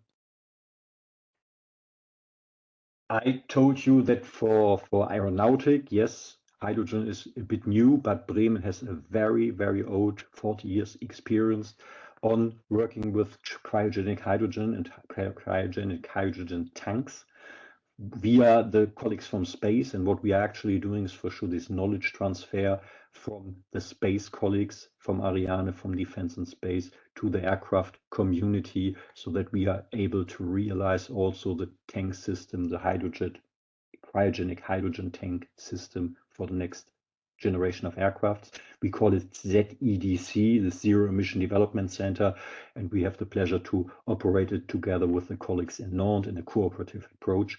So this is really a very important part for us. So we do here the industrialization of the LH2 tank systems. We have a strong competences in material technology. Also here we're doing a lot of characterization work under cryogenic conditions, and we have an own DLR Institute for Space Systems with a real focus on space, which is has a target to investigate system parts, so in subsystems for under cryogenic conditions. And as I said, we are now expanding this knowledge. So we set up in ECOMAT a new technology center, a new sub-center, let's say in this way, the Innovation and Technology Center Nord, which is a German-wide approach. And we are focusing, making direct this transfer with the DLR on a lab infrastructure to test cryogenic system parts, but then for aviation application. Also, we intend and we are ongoing to extend our competences in fire safety testing, because we have already a fire safety lab, a certified fire safety lab at ECOMAT, but we are building now up with cooperation partner Airbus a new fire facility, which would be really unique in the world, focusing on fire safety testing for hydrogen aircrafts. So this is not existing today, especially not in this combination. But there may be one from the NASA. This is an exception. Yeah, there is one, but at Europe, this is really a new, unique situation. More or less last slide. You see here top view on the airport Stadt. You see here where the arrow is given the airport, and close to the airport we have here the plant of Airbus and Ariane. And you see here in dark blue, this is the Ecomat. So I'm always Ecomat centric. And what we want to build up is this fire safety center directly behind us. We have then over the street the final integration of the hydrogen tank for Ariane 6, produced by OHB, MT Aerospace, and integrated here at Ariane. We have already the one of the biggest hydrogen tank productions for space applications, so but done by Ariane, and here under construction actually the industrial center for liquid hydrogen tanks for aeronautic applications. And what we want to bundle in the near future, and this is where we are working very intensively on the other side of the highway. Here's the highway on the other side, to build a an Ecomat hydrogen campus as one northern German lighthouse tower at competence center for hydrogen.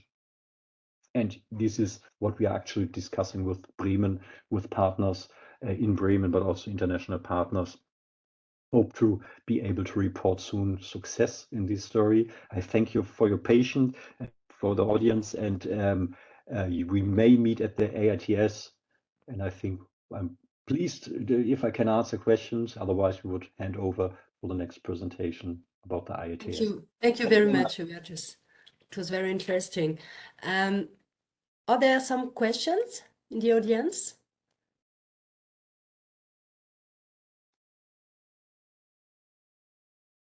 No question. Maybe one question, Hubertus, about the Ecomat. Are there some international partners that can join?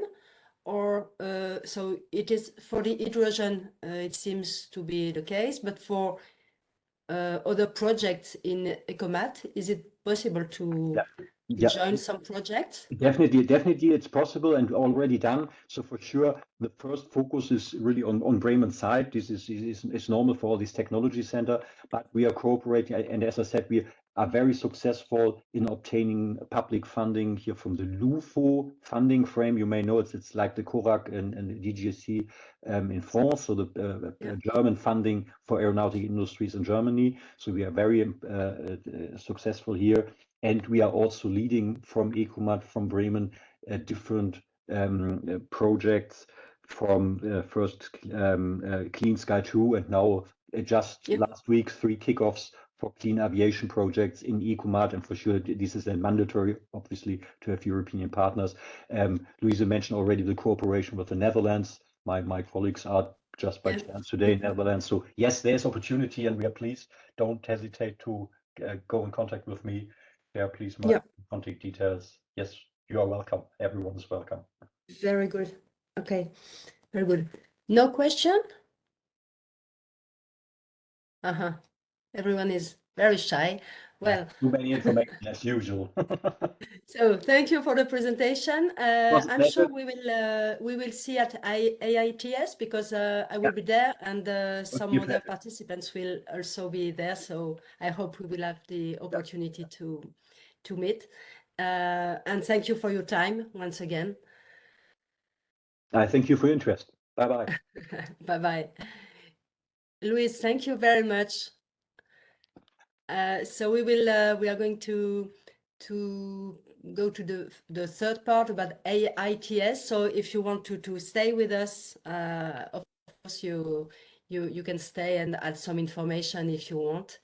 So Andrea, good. Hello. Hi. Thank you. How do we continue in English, or do you switch to French? I don't know. As you want. Up to you. It's up to you.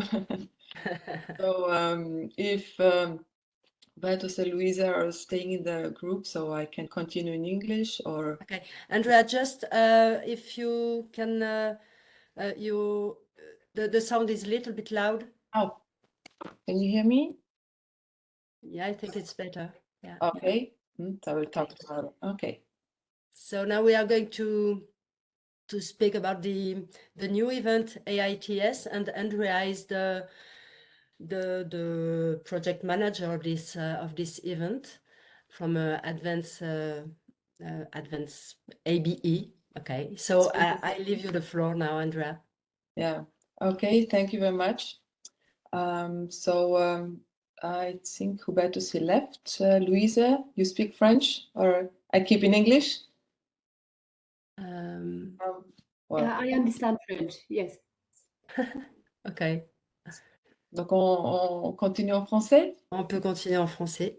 Ok, donc, merci beaucoup. Donc, effectivement, donc là, on organise le Aeronautics and Space Innovative Technology Summit pour la deuxième fois, en fait. C'est la deuxième fois l'événement, mais la première fois en physique, car la première édition, elle était malheureusement qu'en digital, due to Covid. Et donc là, ce sera la première édition en physique. Et donc, on commence le 28 février avec le summit qui va être dans le Glocke, qui est en centre de ville.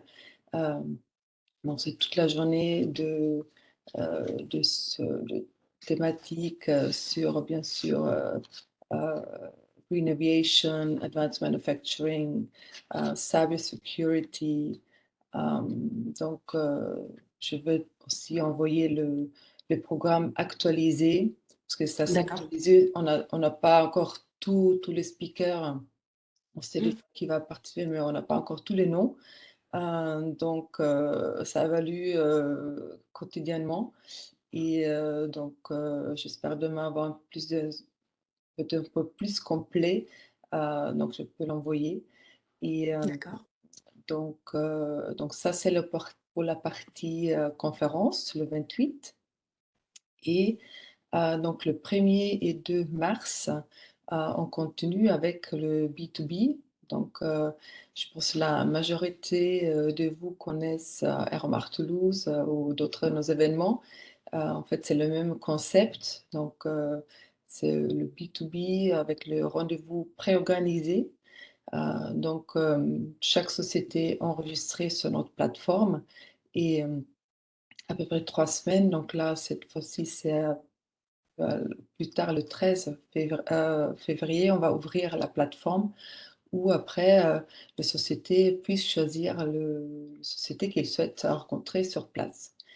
Et donc, l'avantage, c'est que vous avez après un agenda préqualifié que vous avez à tenir sur place, soit sur un petit stand, soit sur une table, sur votre choix, selon votre choix.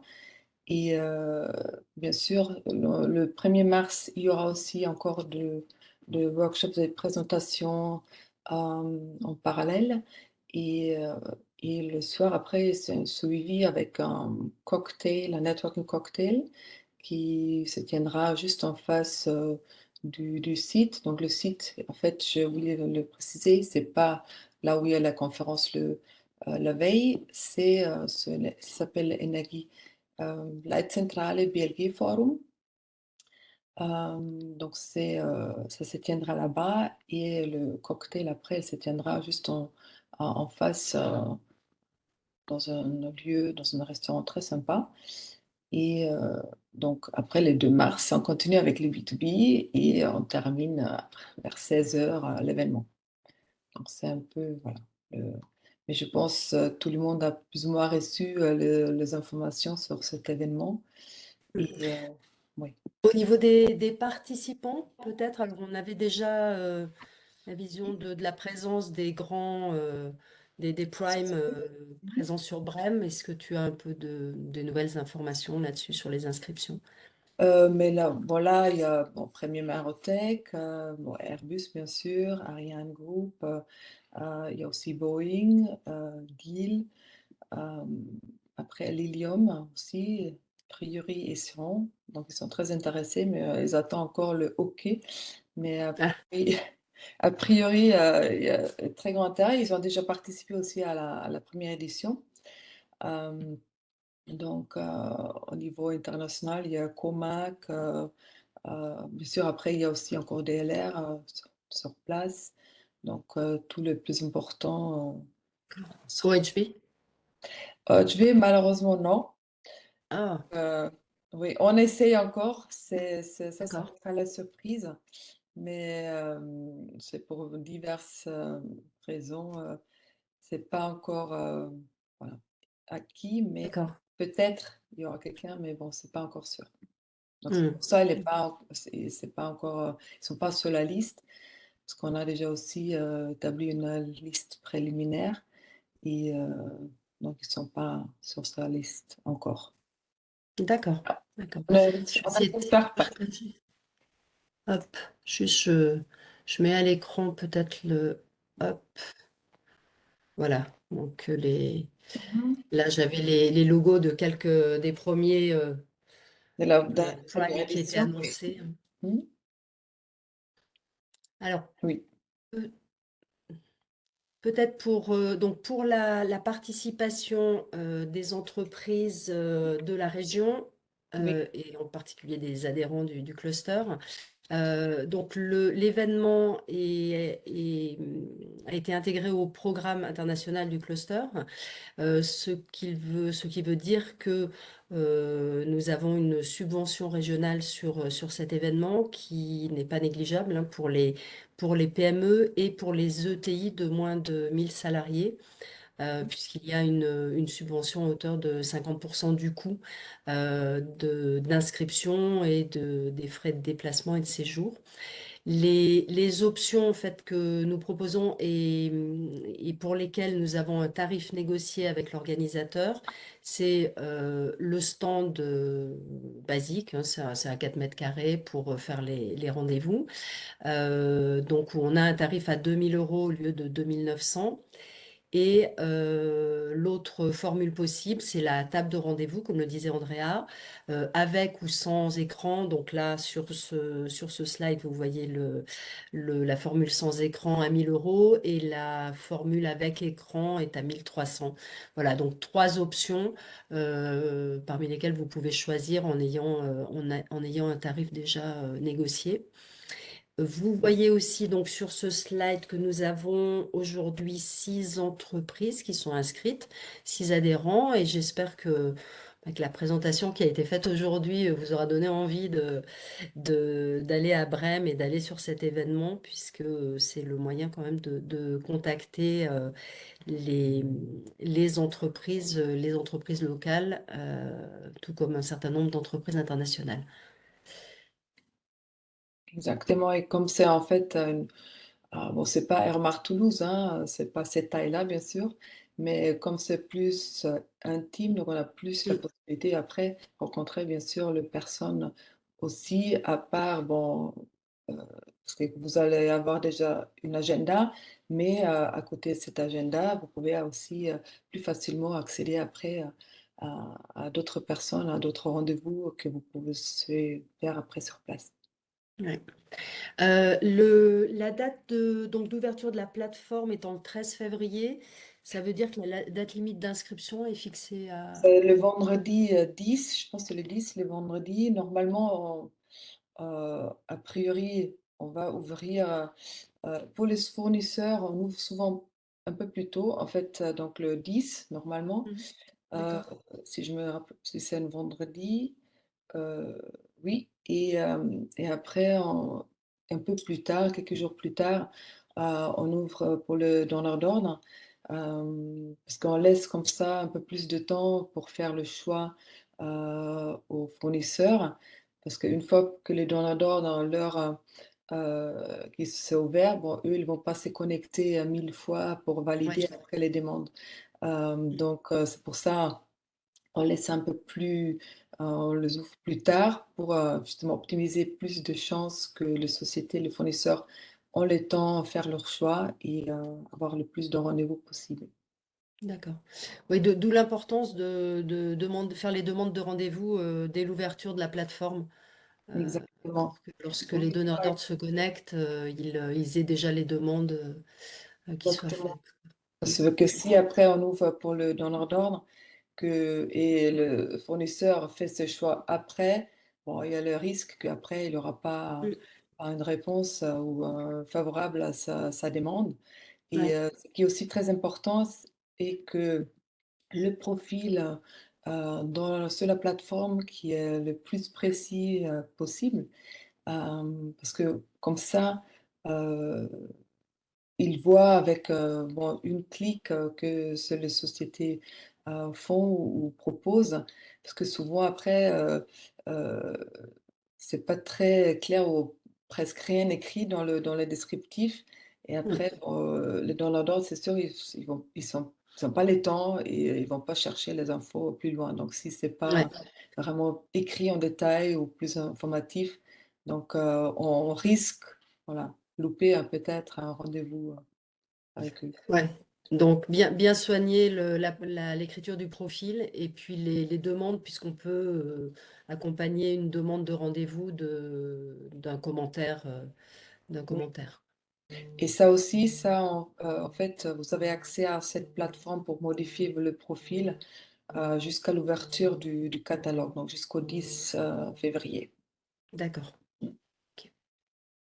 Très bien. Est-ce qu'il y a des questions sur cette partie-là ou plus globalement? Tout est clair? Ah, tout est clair. Voilà.